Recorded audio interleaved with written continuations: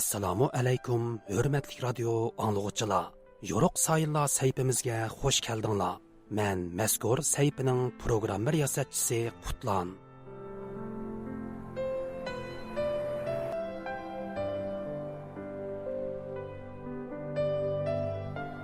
1965 yili 6 ayning 14 kuni bir ömür vatani uchun tipirlagan bir o'tliq yurak so'qishdan to'xtaydi. 64 yillik qisqagina hayotiga 1930 yillardagi Xotan inqilobining yo'lboshchiligini, Sharqiy Turkiston tarixidan iborat buyuk bir obida asarning muallifligini, Xitoy tarixchilari bilan bo'lgan murassasiz qalam kurashlarini, shundaqla muhojiratdagi vatan davosining mushaqqatlik jarayonlarini sig'dirgan bu kishi vataniga tutashgan armonlari ilkida bu dunyo bilan vidolashidi. Bu kishi 20-asr Uyg'ur tarixidagi buyuk bir shaxsiyat Muhammad Emin Bug'rodir. Qadrli radio anglag'uchilar, tövəndə diqqətinizlər Muhammad Emin Bug'ro və onun kurash hayotiga bag'ishlangan maxsus radio programmasida bo'lg'ay.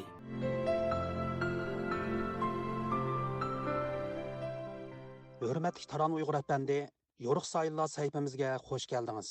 Bugungi muhokama temamiz bilginingizdak 1940 yillarning oxirida Uyg'ur millatchi sarxillari tarafidan elib berilgan dernek va uning faoliyatlari haqida bo'lmoqchi. Hamda dernek Altay nashriyotini markaz qilgan millatchi sarxillarning muhokama munbiri bo'lish sifati bilan qachon, qanday sharoitda qurildi? Bu haqda qisqacha ma'lumot berib o'tgan bo'lsangiz. Sharq Turkistondagi 1940 yillardagi vaziyatiga nazar solgan bo'lsak, turli nomlardagi o'xshamagan ko'lamdagi eng muhimi o'xshamagan siyosiy ideologiyani chiqish qilgan siyosiy ijtimoiy tashkilotlarningki, jamiyatlarningki, hatto xufiyona bo'lsa-mu ba'zi siyosiy partiyalarningki mavjud ekanligini ko'ra olamiz.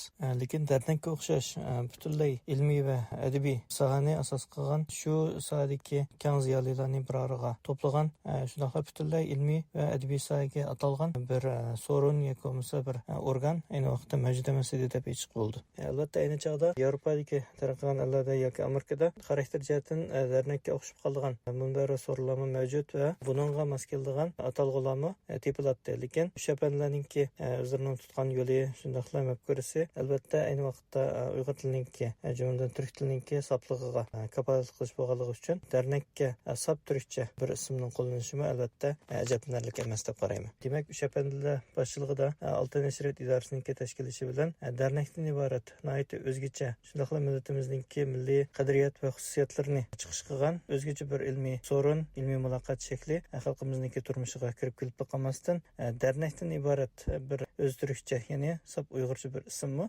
xalqimizningki esiyadiga va tariximizga yozildi deb qarayman.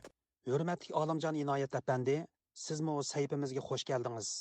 Әмді сізмі дәрнәк haqida qisqacha ma'lumot berib o'tsangiz, ya'ni Altay nashriyoti qarmog'ida qurilgan bu ilmiy munbarga nima uchun dərnək degan turkcha nom qo'llanilgan? Üç efendiler tarafından kurulgan Altay Neşriyatı karmağıda erk gezdi bilen birge yine dernek deb atalgan bir ilmi cemiyet tesis kılınan idi. Muhammed Emin Bug'roning erk gezdining 1949 yılı 20 Mart günüdeki sanıda dernekning bir yıllık münasebeti bilen e'lon kılınan dernekten ilmi bayanat namlık dokulatlığa karaganda bu dernek 1948 yılının Mart ayında kurulgan. Bu mezgilde Şarkı Türkistan'da milletçiler Altay Neşriyatı, erk gezdi ve dernek etrafında uyuşup hareket kılıvatkan idi. Bug'roning aytishicha söz temisi dernekning ismi Bilim Derneği idi. Dernekning kuruluş maqsadi bilgenler bilmegenlerini özünün ilmi ozuqi bilen ozuqlandırışdan ibaret bolgan. Muşu maqsad bo'yicha dernek ilmi leksiya so'zlash, şiir okuş ve naqshi usul qatorliq faoliyatlarni elib borgan. Her sahadaki ilim adamları leksiya so'zlashga taklif qilingan. Şairlar özleri yazgan, şiirlarni okugan. Dernek Türkçe söz bulup cemiyet degan ma'noda. Atatürk devrida Türkiye'de Türkçedeki cemiyet degan sözning o'rniga yig'ilish, to'planish ma'nosiga keladigan dernek degan Türkçe söz ishlatilgan. Üç efendiler başlık Türkçe milletçilermi Türkçedeki dernek degan sözni aynen elib ishlatgan. Әмді Taran Uyghur әпәнді, siz hər qıtımlıq dərnək fəaliyyətinin gün tərtibi, yəni bu ilmi və ommaviy munbərning elib beriliş tərtibləri haqida məlumat berib ötsünüz. Dernek faaliyeti bir şekil cihette özüge has bolgan bir asaslık gün tertibini turguzup çıkan. Her bir qitimlik dernekte bir asaslık tema hakkında bir bilim adamı 2 saatga sozulgan bir leksiyani tayyorlab dernekninki iştirakçılarga sungan. İştirakçılar bolsa şu leksiya hakkında özüninki sual so'roqlarini hatta ilmiy tanqidlarni o'tirib qo'yishga ijozat berilgan. Savol javoblar oxirlashgandan keyin nuqta adabiy sohaga ko'chgan. Ya'ni yosh yozuvchi va shoirlarimiz o'zining asarlarini yig'inakliga sunish orqali talantini ziyolilar orasida namoyon qilgan bir qatimliq fursatga ega bo'lgan. Undan keyin erkin suhbat temasida iqlim masalalari yoki ba'zi siyosiy ijtimoiy temalar haqida erkin suhbat qilishiga fursat yaratilgan. Yig'inninki ilmiy bo'ligi shuning bilan tamomlangandan keyin baholash va mukofotlash marosimi o'tkazilgan. Eng oxirida naqshsul va chaqchaq qatorliq ko'ngil ichish turdagi faoliyatlarni albatta kam bo'lmagan. Әмді Olimjon әpәndi, sizdan so'rab baqsam, sizcha dernekning asosliq maqsadi va nishoni nima edi? Dernek qurilgandan tortib yepilg'icha bo'lgan orliqda jami qancha maydon faoliyat olib borgan? Dernekning asosiy maqsadi Sharq Turkiston xalqini ilm-fan sohasidagi yangi tadqiqot va yangi taraqqiyotlardan xabardor qilish, xalqni bilim bilan tarbiyalash va bu orqali jamiyatni aydınlaştırışdan ibaret idi. Şuna dernek yılda 24 leksiya sözleş planı tüzüp her ay 2 kıtım ilim adamlarını leksiya sözleşke teklif kılgan. 1948 yılı Mart ayından 1949 yılı Mart ayıgıcı bolgan bir yıl içinde Mesut Efendi 5, Burhan Efendi 1, Abdülaziz Cengizhan 1, Abdüşşükür 1, İbrahim Muti 1, Doktor Abdurrauf 1, Polat Kadiri 2, Nemet Efendi 1, Kerem Efendi 1, Muhammed Emin Bora 4, cemi 19 leksiya sözlengen. Bazı sebepler bilen aslındaki 24 leksiya sözleş planı amelileşmegen. Leksiya sözleşke teklif kılınan kişilerge karadigan bolsak, doktorlar, tarihçiler, tilşünaslarının barlığını görürüz. Sözlengen leksiyalarının mezmunumu mol ve keng dairlik bolgan. İlim adamlarımız özlerinin izlenişlerini, tadqiqat neticelerini nahayetli kızgınlık bilen halkka anlatkan. Әмді Taran Uyghur әпәнді, sizge kelayli, bilgininizdek bugünkü künde biz dernek hakkındaki asaslık uçurlarga şu yılları Ürümçe'de neşir kılıngan erik gezdi arkalık erişeleyimiz. Mümkün bolsa siz dernekning her nöbetlik olturumlarda sözlengen mühim leksiyalar hakkında malumat bersiniz. Dernekninki faaliyetleri hakkında en köp ve en tepsili uçur bergen axbarat vasitesi elbette aynı vaqtdagi erik gezdi bolgan. Hazır qo'limizda erik gezininki bütün sonlari to'liq bo'lmaganligi uchun dernek faoliyatininki 1949 yillarninki boshlarigacha jami qancha son berilganligi haqida to'liq va aniq bir uçur elish albatta nihoyat qiyin. Lekin erik gezininki hozirgacha qo'limizga yetib kelgan sonlardan dernekninki jami hech bo'lmasa 20 necha son berilganligini jazmlashtirish mumkin. Bu 20 qitimliq dernek faoliyatida ilmiy va adabiy soha bo'yicha xalqimizning ayni vaqtdagi siyosiy va ijtimoiy hayotiga nihoyat zich bog'lanishli bo'lgan muhim temalarda turli leksiyalarniki berib o'tilganligini erkazdan bilalaymiz. Masalan, dernekniki 10 qitimliq o'ltirmada doktor Abdurauf apanninki yuqumli kasalliklar va sil tuberkuloz haqida nomli leksiyasi o'rnashtirilgan. Shuningdek, sahiya sohasi bo'yicha masabri siflis kasalligininki tarqalishi shuningdek xatiri haqida leksiya berib o'tgan. Bundan boshqa dernekniki 13-navbatlik o'ltirmada Abdulaziz Cengizxon Damulla Turkiston so'zininki kelib chiqishi haqida, Ibrahim Muti apandi dernekniki 23-sonda Uyg'ur tilininki tarixi shuningdek ayni vaqtdagi Uyg'ur tilininki adabiy imlosi haqida nihoyatda muhim bir nutqini so'zlab o'tgan. Oxirida dernek faoliyati tilga ilingan vaqtda Mamtun Bug'ra apanninki dernekning 22-sonida atom energiyasi haqida bergan bir qatimliq leksiyasimi turli manbalarda doim tilga ilindi. Shuningdek ayni vaqtdagi bu leksiyaniki ijtimoiy va siyosiy qimmatimi nihoyatda muhim o'rin tutadi.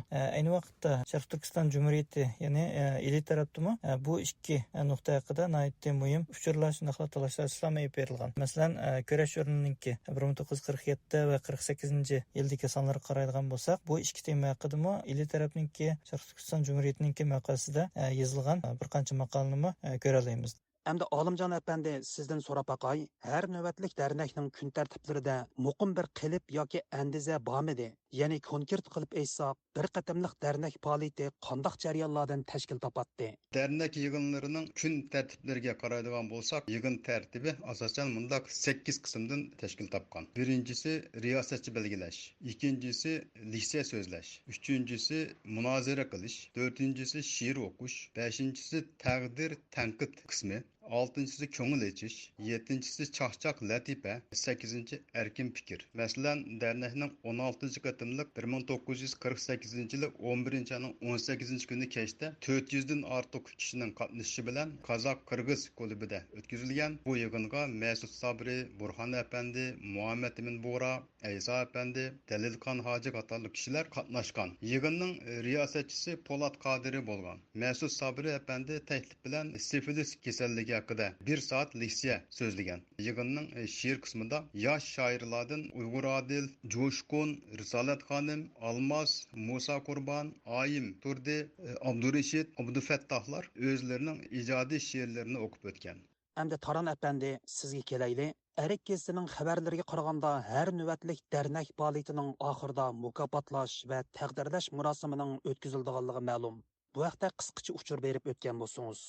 Dernekning faoliyatlarga qatnashib o'z asarlarini taqdim qilgan kishilarga ayni vaqtdagi sharoitlarga ko'ra bir qism moddiy buyumlarni taqdim qilinib, ularga ilhom berilgan. Bu mukofot buyumlari oddisi, belbog', galstuk, yog'liq qatorliqlarni tortib toki Amerikaning qimmatbaho siyo qalamlari va qo'l soatini o'z ichiga olgan. Masalan, Erkizliga bizilgan bir parcha xabar qaraganda 13 qadimliq dernek faoliyatida Qutlug' Turkan operasini yozuvchi Mamtun Bug'ra, Uyg'ur tilining imlo qoidalarini tuzib chiquvchi Ibrohim Muti, adabiyot nazariyasini tuzib chiquvchi Shukri Yolqin va ana til darsligini tuzib chiquvchi Abdulla Yoqubi, shundaqla Mustafaning yozqiz dramasini sahnalashtiruvchi Abdurahim O'tkir apandilarga bir taldan qo'l soati mukofot berilgan.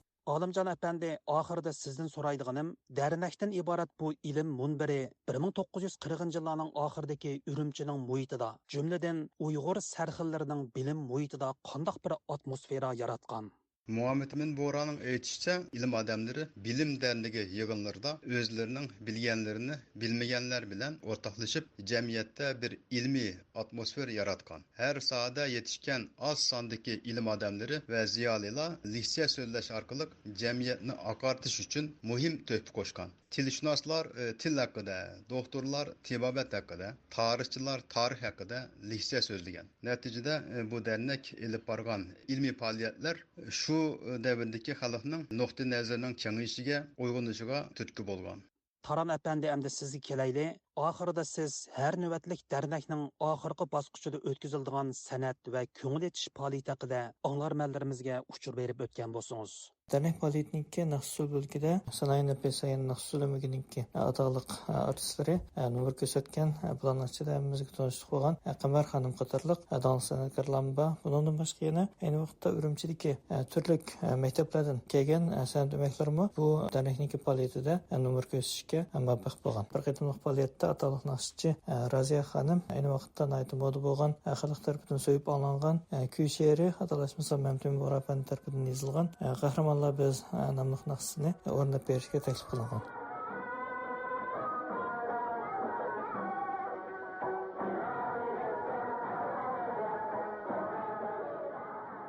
Hürmetli radio anlıqçılar, yuqorida 20-asr Uyg'ur tarixidagi mashhur shaxsiyat Muhammad Emin Bo'ra va uning kurash hayotiga bag'ishlangan maxsus radio programmasining 51-qismini angladinglar. Bu vaqtdagi anglatishimizning oxiri davomliq diqqatinglarda bo'ladi. Programmani Qutlan tayyorladi.